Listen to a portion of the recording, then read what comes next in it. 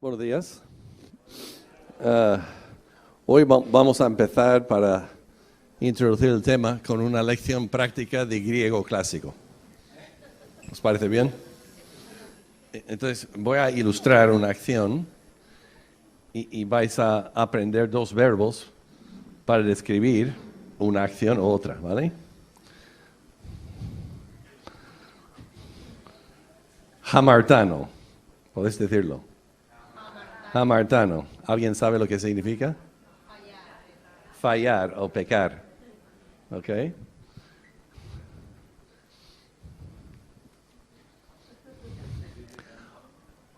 Huper en Tuchano.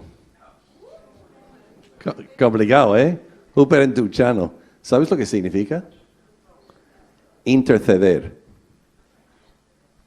¿A qué es curioso? Son antónimos, son opuestos. O sea, o estás pecando o estás intercediendo. ¿Vale?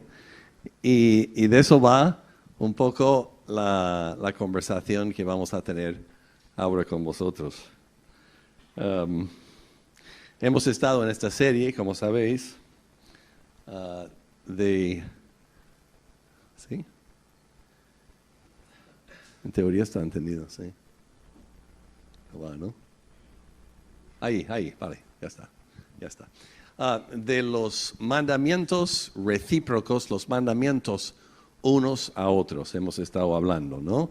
De que somos miembros unos de otros, dijimos, de que tenemos que animarnos unos a otros. La semana que viene tenemos que hospedarnos los unos a los otros, etcétera, ¿no? Y hoy toca orar unos por otros, ¿de acuerdo? Entonces, el texto básico es el que viene con esta parte de la frase incluida, ¿no? Por eso, confesaos unos a otros vuestros pecados, nos saltamos un poquito hasta después, y orad unos por otros para que seáis sanados. La oración del justo es poderosa y eficaz. ¿Qué le pasa? Reparaciones de emergencia.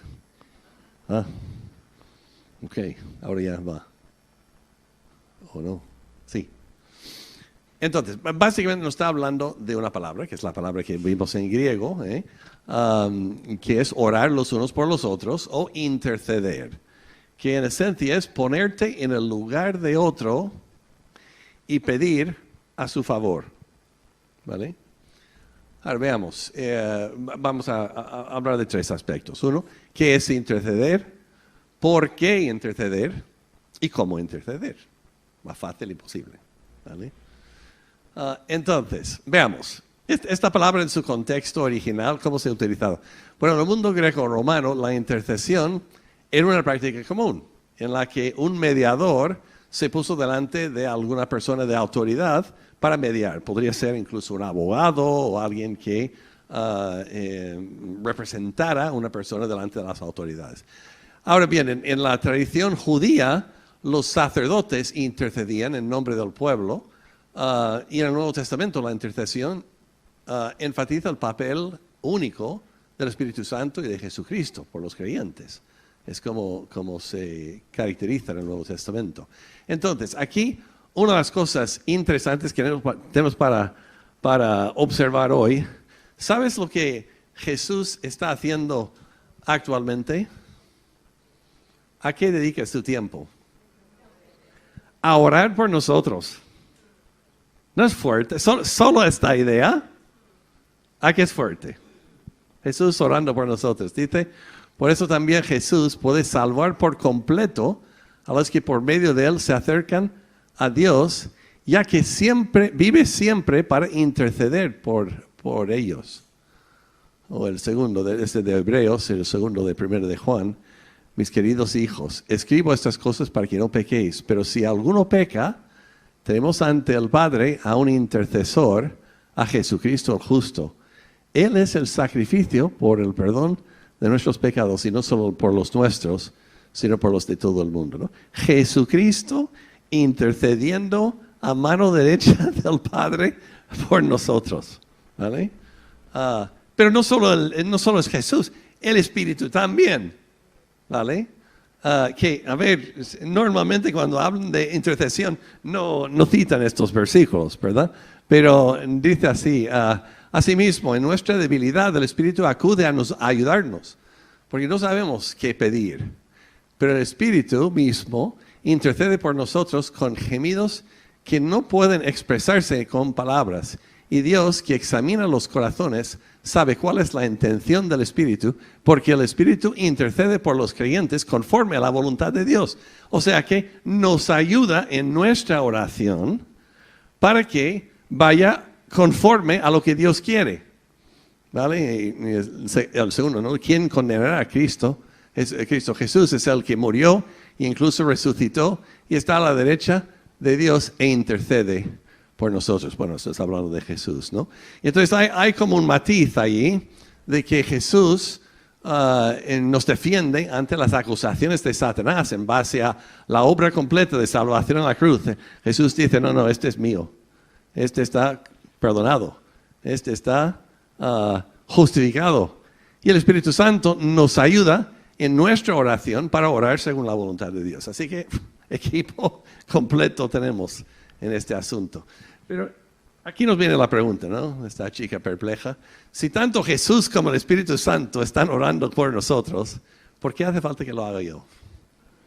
¿Sí? Si Dios ya sabe todo lo que le vamos a pedir, ¿por qué hay que pedirlo? Cortemos el rollo y que Él haga y yo me quedo aquí como beneficiario. Y ahora, eso es algo muy importante, ¿vale? Y no sé si tan común. Veamos la palabra que se utiliza para interceder. Bueno, eso es lo que comentamos antes de forma visual, ¿no? El jamartano y upper entuchano, que es la palabra para acertar o interceder. Y la idea ahí es, me gusta esta ilustración porque upper entuchano tiene la idea de si un golpe pierde o no da en el blanco, el interceder da en el blanco, conecta, llega a engancharse con Dios, ¿no? Y entonces da la idea de que estás conectando con Dios y ayudando a otros a hacerlo a través de la oración, o está fallando la conexión de Dios, estás desconectado, ¿no? Y desde Génesis, Dios nos dice que quiere gobernar el mundo a través de los seres humanos. Ahora, esto es fuerte, porque no es nuestro pensamiento común. ¿Sabes que Dios quiere gobernar el mundo a través nuestro? Fue su idea original, se ve ahí en Génesis, ¿no? Luego dijo Dios, hagamos al ser humano a nuestra imagen y semejanza, que tenga dominio sobre los peces del mar, sobre las aves del cielo, sobre los animales domésticos, sobre los animales salvajes, y sobre todos los animales que se arrastran por el suelo. Lo que pasa es que el ser humano ha hecho un trabajo nefasto en este gobierno. Miren los gobiernos del mundo y cómo explotan a los pobres y dan de comer a los ricos y con más lujo, ¿verdad? O sea que mirad simplemente alrededor del mundo y qué tal va el hombre en a gobernar el mundo. Fatal. Porque está en el pecado y destroza y cosas que deberían ser para bendición están hechas para maldición. Y entonces, pero claro, es la idea de Dios original. Entonces, ¿qué pasa?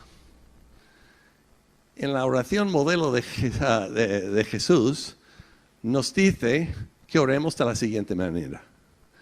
Venga tu reino, hágase tu voluntad en la tierra como en el cielo.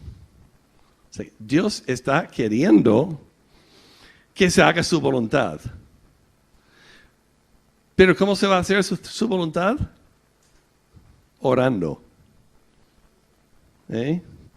Que quiere que participemos en el proceso. Y me dices, bueno, hombre, Dios es soberano, o sea, nuestras oraciones no importan. No. Dios es soberano, sí, pero incluye tus oraciones en su soberanía. En su plan para contestar las necesidades de las personas, incluye nuestras oraciones. Lo cual, si no estamos orando, no estamos encajando con el plan de Dios. Y por eso hiper importante que estemos orando unos por otros, porque estamos en compañerismo con Dios. Dios nos quiere utilizar como sus compañeros para bendecir al mundo y traer su reino aquí, traer la situación en la que Él reina en esta vida aquí en la tierra. Y ha sido su diseño desde el principio, ¿verdad? Pero nosotros muchas veces pasamos esto por alto. En su soberanía, Dios quiere utilizar nuestras oraciones para hacer su voluntad en el mundo. Y esa es la confianza que tenemos que en Él. Que si pedimos alguna cosa conforme a su voluntad, Él nos oye. Y si sabemos que Él nos oye, en cualquier cosa que pidamos, sabemos que tenemos las peticiones que le hayamos hecho. Estamos orando de acuerdo con la voluntad de Dios y cumpliendo el propósito de Dios de gobernar el mundo en compañerismo con nosotros, cosa fuerte.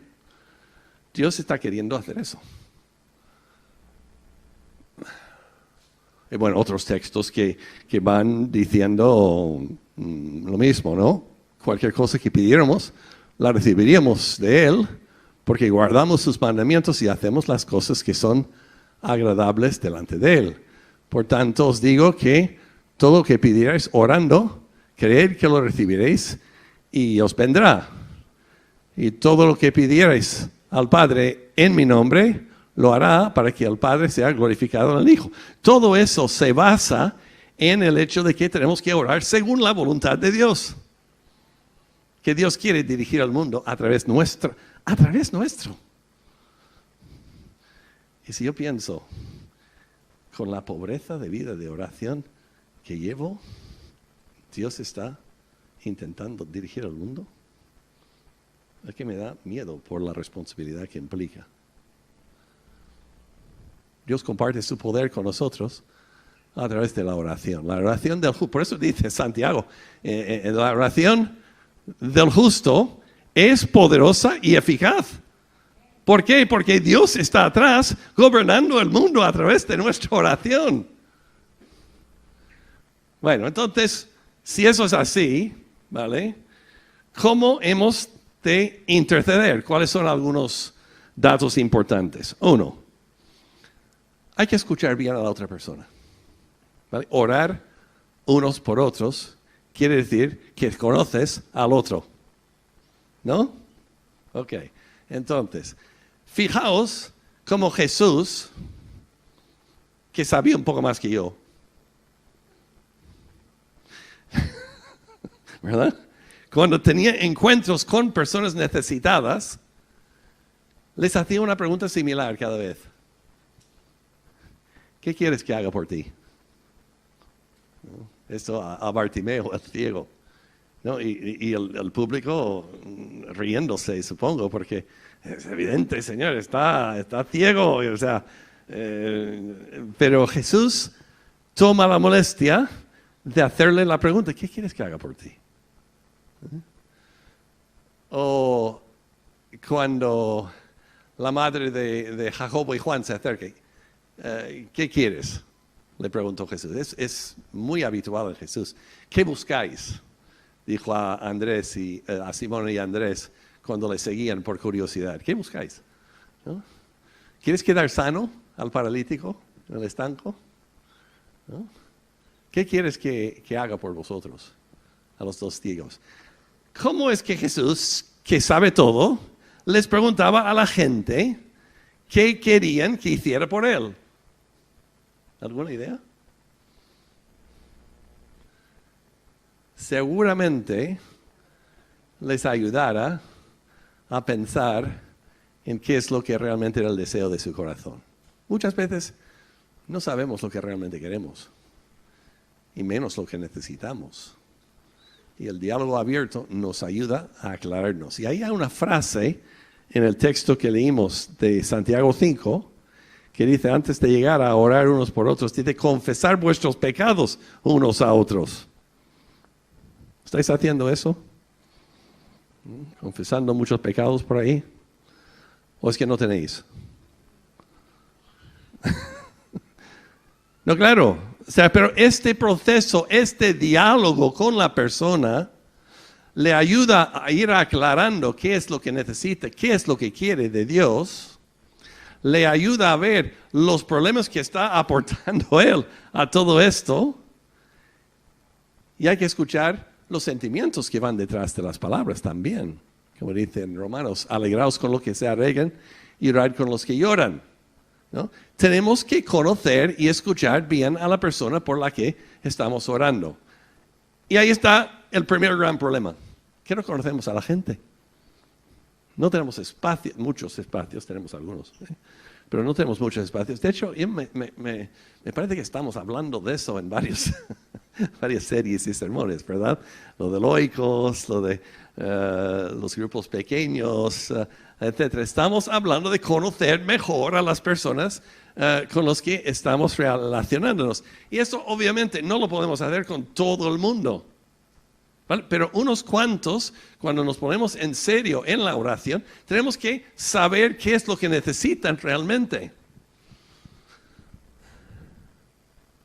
Un ejercicio para el grupo pequeño en el que estás. Los jóvenes van a hacer eso dentro de un par de semanas. Haz un gráfico de tu vida espiritual, ¿no? Que cuenta la historia de cómo has conocido al Señor, de los altibajos, de las luchas, de las dificultades, ¿no? Dibújalo y compártelo con tu grupo. Te aseguro que saldrás de aquel encuentro con mucho más conocimiento acerca de cómo deberías orar por la otra persona.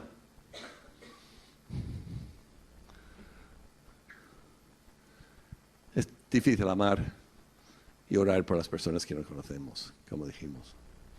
Bueno, ese es un mensaje subliminal. Ok. Para orar bien, para interceder bien, hay que escuchar a la persona. Pero no solamente a la persona, hay que escuchar a Dios. ¿Vale? Porque Dios nos va diciendo, porque Dios revela lo que está en el corazón muchas veces. ¿Vale? Y dice, asimismo, en nuestra debilidad, bueno, el texto que leímos antes, el Espíritu acude para ayudarnos, porque no sabemos qué pedir.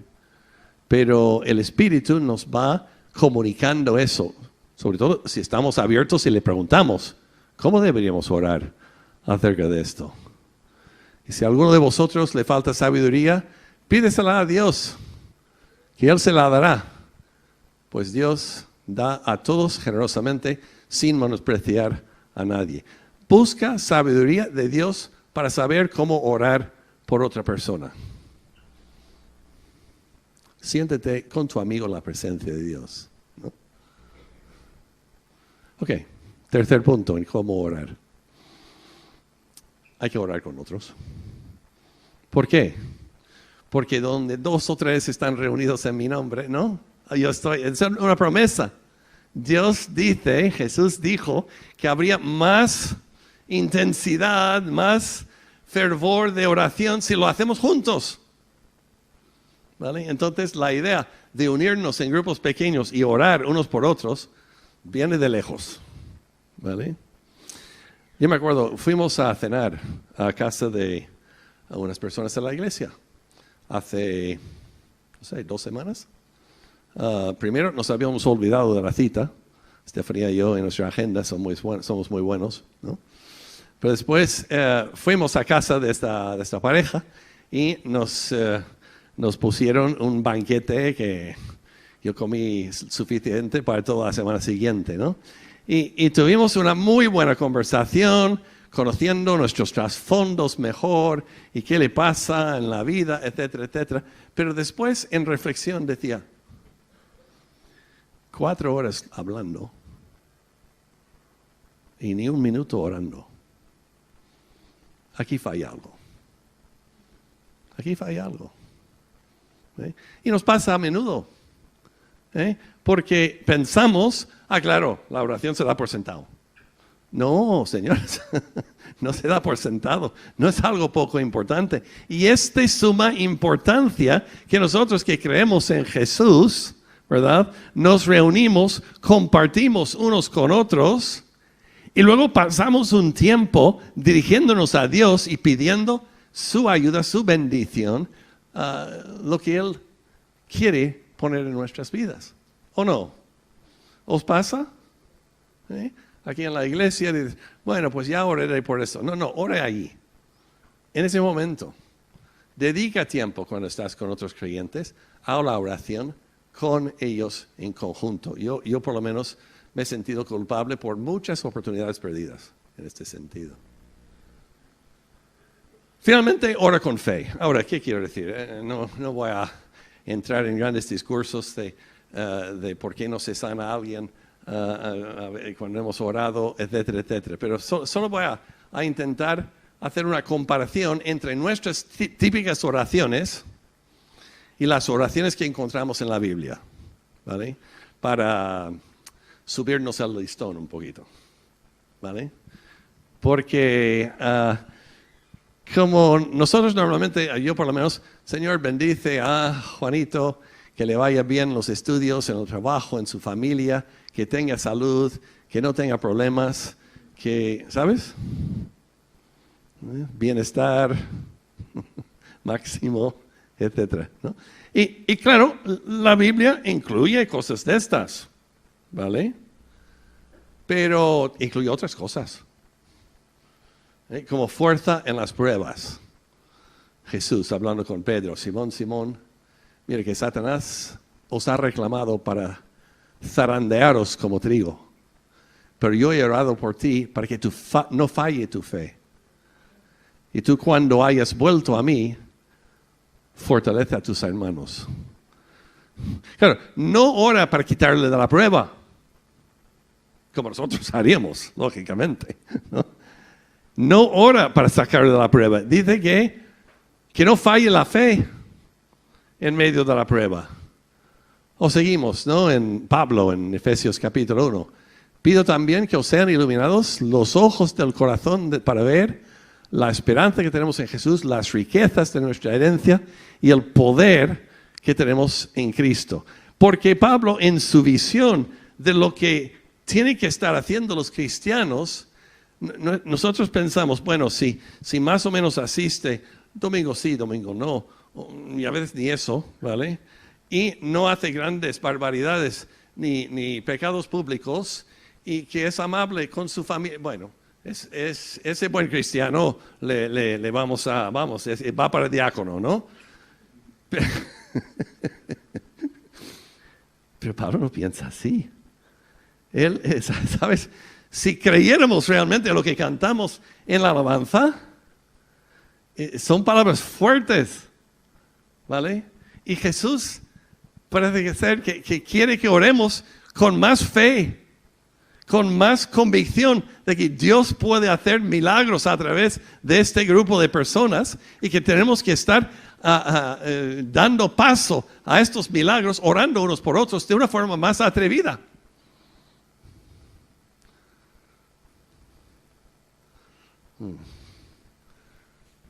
Okay.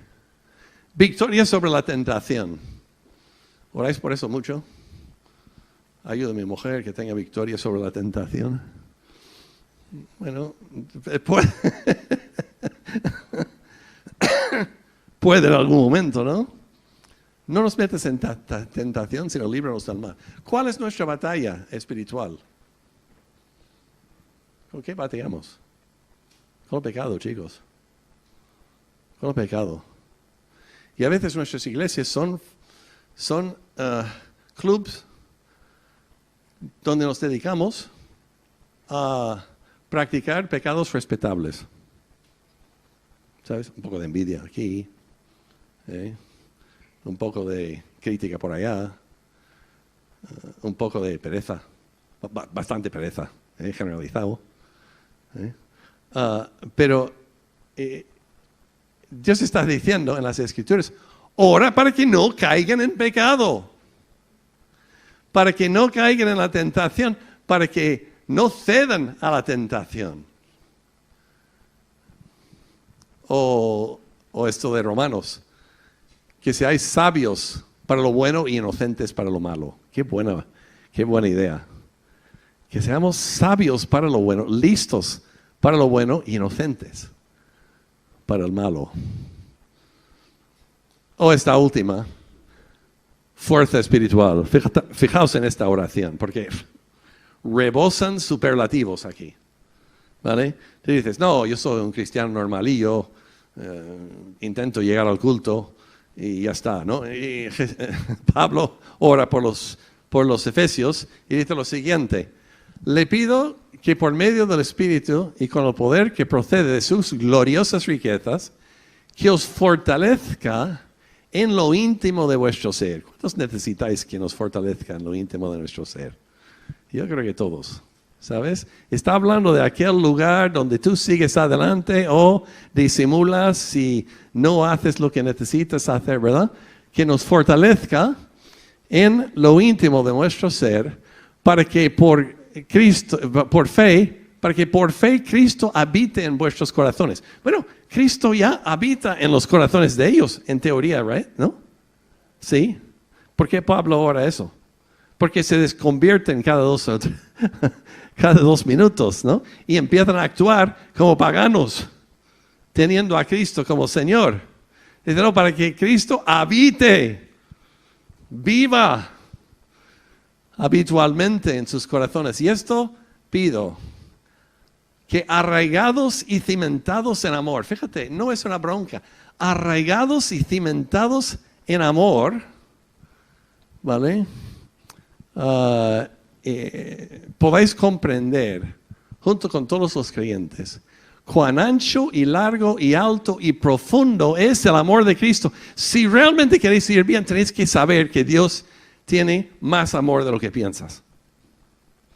Tienes que sentir la grandeza del amor de Dios, porque entonces va a transformar tu vida, porque fíjate cómo sigue. En fin, que conozcáis ese amor que sobrepasa nuestro conocimiento, para que seáis llenos de la plenitud de Dios. ¿Cómo sentís hoy? ¿Llenos de la plenitud de Dios? Yo con resfriado aquí intentando no caer en un ataque de tos y hablando sobre la oración. Pues, ¿sabes? Lo que está pidiendo allí Pablo por ellos es esa fortaleza espiritual que todo creyente necesita, fundamentado y recordando que está fundamentado en el amor, que está en el inmenso amor de Dios y que eso transforma su vida por completo. Bueno, orar con fe, orar desde las Escrituras. Aquí me impresionó el testimonio de una misionera, ¿vale? Que en los años 60 estuvo de misionera en el Congo belga, creo que se llamaba en aquel entonces, ¿no?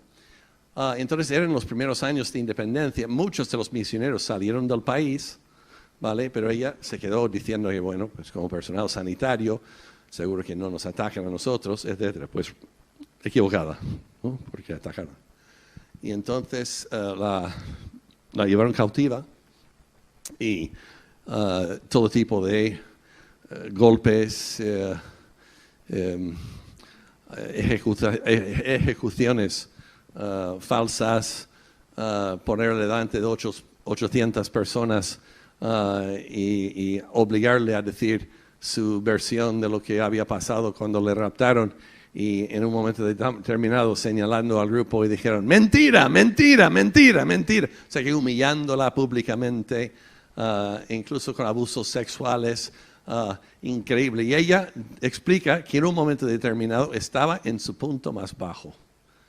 En medio del terror, en medio del miedo, pero tenía una experiencia que dice, no tuve ninguna visión, no escuché ninguna voz, simplemente supe en cada molécula de mi ser que Dios estaba realmente vitalmente allí. Me rodeó con su amor y parecía susurrarme, hace 20 años me pediste el privilegio de ser misionero. Esto es lo que implica. ¿No lo quieres? Estos no son tus sufrimientos. No están golpeándote a ti. Estos son mis sufrimientos. Solo te pido prestado el cuerpo. Wow. Salió de aquella experiencia. Salió porque la gente del pueblo dijeron, no, esta es una de las nuestras. y salió después de 5 meses de cautiva. Y estaba dando una gira a las iglesias que la apoyaban en aquel entonces y una chica se la acercó y le preguntó, oye, ¿el 28 de octubre tiene algún... ¿Tú sabes dónde estabas el 28 de octubre? Dice, sí, fue la noche que nos captaron. Dice, ¿tenías alguna necesidad especial aquel día? Dice, sí, ¿cómo lo sabías? Dice, porque me desperté y no tenía paz. Y Dios me dijo, ora por Helen, que tiene mucha necesidad. Y intenté acostarme otra vez, y me despertó otra vez, y desperté a mi marido, y nos pusimos a orar por ti. Porque es que Dios quiere hacer las cosas contando también con nuestra oración, con nuestro apoyo. Otra anécdota que cuenta de África en aquel entonces, que es tremenda, es de una madre que vino a la clínica para dar a luz y dio a luz un niño prematuro, pero por desgracia perdió la vida la madre en el parto. Y entonces la doctora Helen dijo a la enfermera, oye, pues busca una botella de agua caliente, de estas que tenemos, porque no tenían incubadoras, pero por lo menos la botella de agua caliente le mantiene el calor corporal. Y volvió la enfermera después de unos minutos y dice, no, es que lo hemos intentado llenar y cuando lo estábamos llenando se rompió y no tenemos otro. Y entonces Helen estuvo con unos niños que hacía oración con ellos y le explicó el caso. Sí, le explicó el caso, ¿no? Y entonces una niña con su fe inocente dice, pues Señor, tienes que enviarnos una botella de agua caliente y además mañana no basta, tiene que ser hoy. Y mientras estás haciéndolo, manda una muñeca porque su hermana de 2 años necesita sentir que tú le amas también. Aquella tarde llegó un baúl enviado 5 meses antes de la iglesia de Helen y tenía una botella. Enviaron una botella de agua caliente a un clima tropical, no tiene mucho sentido. Y alguien había puesto una muñeca de niño. ¿Por qué lo digo? Bueno, nos impacta, ¿no? Pero es que la verdad de las Escrituras es que Dios quiere guiar al mundo, quiere dirigir su proceso de misión en el mundo a través nuestro. Y una de las participaciones más importantes es a través de la oración. Y tenemos que ponernos las pilas. Resumiendo, por eso, confesaos unos a otros vuestros pecados y orad unos por otros para que seáis sanados. La oración del justo es poderosa y eficaz. ¿Qué es interceder? Interceder es ponerte en el lugar de otro y pedirle a Dios a su favor. ¿Vale? Intercedemos porque Dios quiere que participemos en cumplir su voluntad en el mundo. Y para interceder bien, tenemos que escuchar a la persona, escuchar a Dios, orar con otros y orar con fe. Como dice. Entonces, claro, no sé cómo estás. ¿Estás enchufado? ¿Estás enchufado o desenchufado? Porque de ahí hay una diferencia mortal. ¿Estás intentando vivir la vida cristiana sin el poder que Dios ha dado a los cristianos?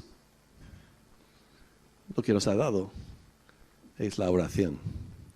Entonces, lo sabemos, ¿no? Sí, lo sabemos. Bueno, ya, sí, buen sermón, sí, muy bien, podemos darle un 8.5, ¿no? ¿Qué es lo importante ahora? Como dice la campaña de Nike, just do it, hazlo. Y como estamos orando y estamos hablando de la oración, tenemos que acabar este culto orando los unos con los otros, ¿no? Vamos a orar. Y vamos a ver alguna de estas peticiones bíblicas, a ver si aplica a los compañeros que tenemos al lado. Nos ponemos con 2 o 3 de ellos. Si uno no quiere orar, que oremos por él, da igual. Pero yo creo que sería la manera apropiada para acabar ese tiempo, simplemente buscando la ayuda sobrenatural que Dios nos da a través de la oración. ¿Vale? Oremos.